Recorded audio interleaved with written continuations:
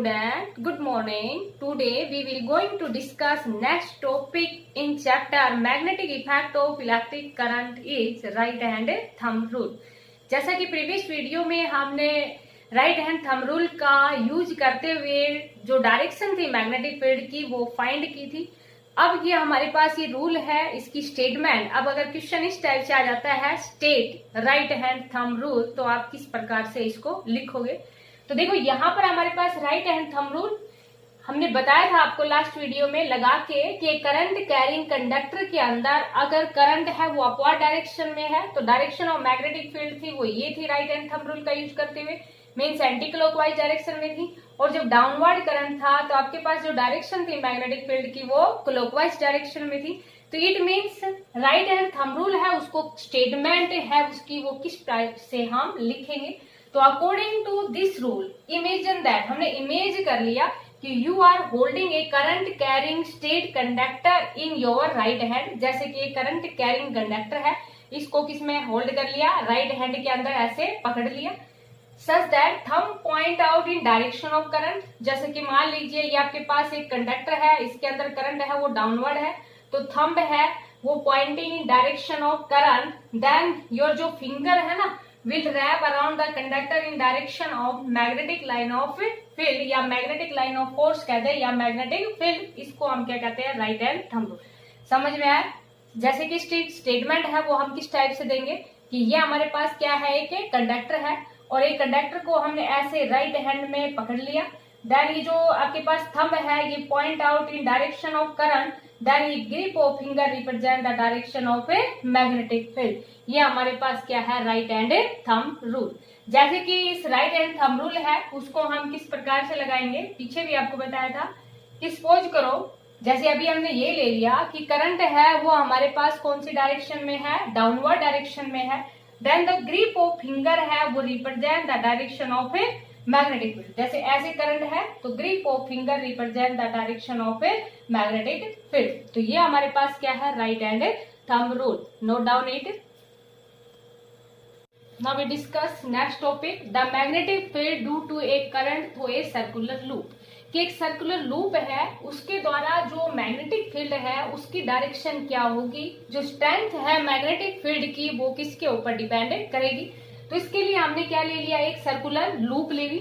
ये हमारे पास क्या है, एक सर्कुलर लूप है जिसके अंदर देखो यहाँ पर ये एक सर्कुलर लूप है जिसमें ये जो करंट है यहाँ से इस लूप के अंदर ऐसे एंटर कर रहा है। देखो इस लूप के अंदर ऐसे एंटर कर रहा है करंट, ऐसे एंटर किया और यहाँ इस लूप से करंट है वो लीव आउट, यहाँ से करंट है वो लीव हो गया। मीन्स ये पॉजिटिव है, ये हमारे पास क्या है, नेगेटिव। कि जैसे कि मान लीजिए बैटरी के साथ आके इसको कनेक्ट करेंगे तो ये पॉजिटिव एंड है बैटरी का और इधर हमारे पास क्या है, नेगेटिव एंड है, क्योंकि करंट का जो फ्लो है वो पॉजिटिव से नेगेटिव की तरफ होता है। तो जैसे कि ये लूप है इसके अंदर ऐसे ये जो करंट है वो जा रहा है, तो हम राइट हैंड थंब रूल अभी हमने डिस्कस किया था, राइट हैंड थंब रूल। तो राइट हैंड थंब रूल के अकॉर्डिंग आपको बताया था कि we hold the thumb in such a way that the grip of finger represent the direction of magnetic field, then thumb point out the direction of a current। तो यहाँ पर देखो हमारे पास क्या है कि इस तरह से ऐसे ये करंट है वो देखो ऐसे ये करंट ऐसे गया तो ये grip of finger represent the direction of magnetic field. देखो ये करंट ऐसे गया तो grip of finger represent the direction of magnetic field, देख तो ये मैग्नेटिक फील्ड की डायरेक्शन आ गई।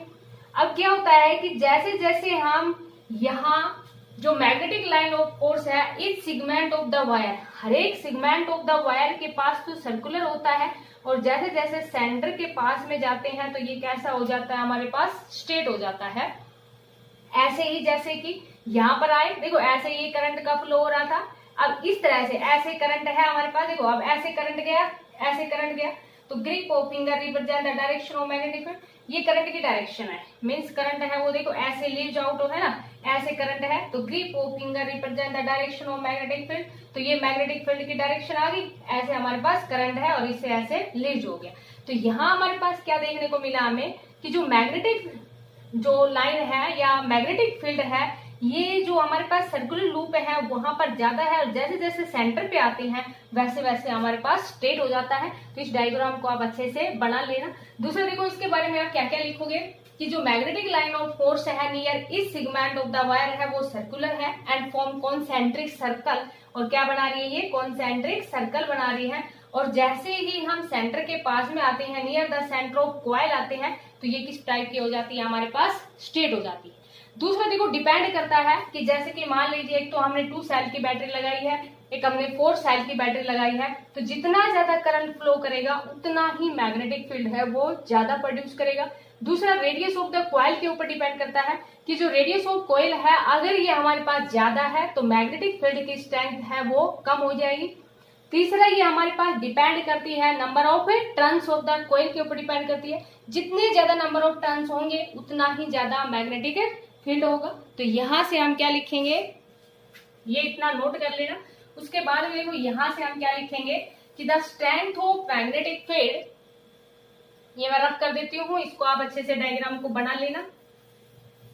The strength of magnetic field, the strength of magnetic field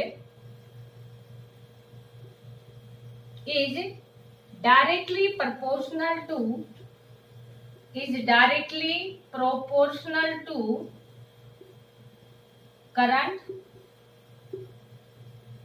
means जितना ज्यादा करंट होगा उतना ही मैग्नेटिक फील्ड है वो प्रोड्यूस होगा, क्योंकि मैग्नेटिक फील्ड का रिप्रेजेंटेशन हमारे पास क्या है बी, तो जितना ज्यादा करंट होगा उतना ही मैग्नेटिक फील्ड होगा। सेकंड क्या लिख देंगे, the strength of magnetic field, the strength of magnetic field is inversely proportional to radius of coil। Means B है वो इनवर्सली प्रोपोर्शनल होगा किसके, आर। जितनी ज्यादा रेडियस होगी, मीन्स जैसे कि हमने पीछे भी डिस्कस किया था कि जितनी ज्यादा हम दूर जाते हैं उतना ही मैग्नेटिक फील्ड है उसकी वैल्यू कम होती जाती है, तो B है वो इनवर्सली प्रोपोर्शनल होगा R के। थर्ड पॉइंट में हम क्या लिख देंगे, समझ में आ गया होगा। थर्ड पॉइंट में हम क्या लिखेंगे कि the strength of magnetic field is directly proportional to number of a turns, number of a turns. ये थर्ड पॉइंट में लिखना आपको। यहाँ पर I की जगह हम कितना पुट कर देंगे, N पुट कर देंगे, और इस पे हम क्या डाल देंगे, third. From first second and third, इसके नीचे नोट करना, फ्रॉम फर्स्ट सेकंड